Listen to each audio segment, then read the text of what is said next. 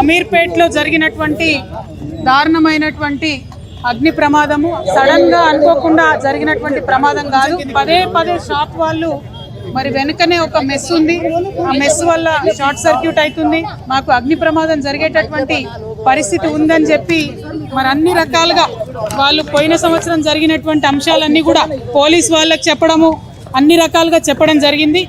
అగ్ని ప్రమాదం జరిగిన తర్వాత కూడా గంట బావు వరకు కూడా ఫైర్ ఇంజన్స్ రాకపోవడం అన్నది నిజంగా కూడా అధికారుల నిర్లక్ష్యానికి కారణం కనిపిస్తూ ఉంది.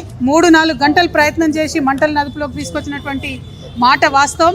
కానీ ఈ స్థలానికి చేరుకోవడానికే గంట బావు కావడంతో చాలా తీవ్రమైనటువంటి ఆస్తి నష్టం జరిగిందని చెప్పి మేము భావిస్తూ ఉన్నాం. గత సంవత్సరంతో పోల్చుకుంటే మరి ఈ సంవత్సరం ఎండలు ఎక్కువ ఉండడంతో దాదాపుగా 33% అగ్ని ప్రమాదాలు ఎక్కువ అవుతున్నాయని వాతావరణ శాఖ వాళ్ళు చెప్తున్నారు. మరి ఆ విషయం తెలిసి కూడా ప్రభుత్వం హైదరాబాద్ లాంటి మహానగరంలో ఎక్కడికక్కడ ఫైర్ ఇంజన్స్ని రెడీగా పెట్టుకోకపోవడం అంటే కేవలం ఇది నిర్లక్ష్యమే కారణం.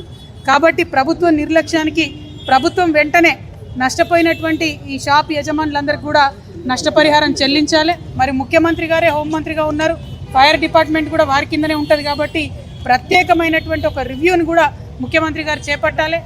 నడి హైదరాబాద్లో అమీర్పేట్ సెంటర్లో ఫైర్ డిపార్ట్మెంట్ వాళ్ళు రావడానికి గంట బావు పడితే మరి మనం ఎట్లా హైదరాబాద్ సిటీని కాపాడుకుంటామన్న విషయాన్ని కూడా ప్రభుత్వం ఆలోచన చేయాలి.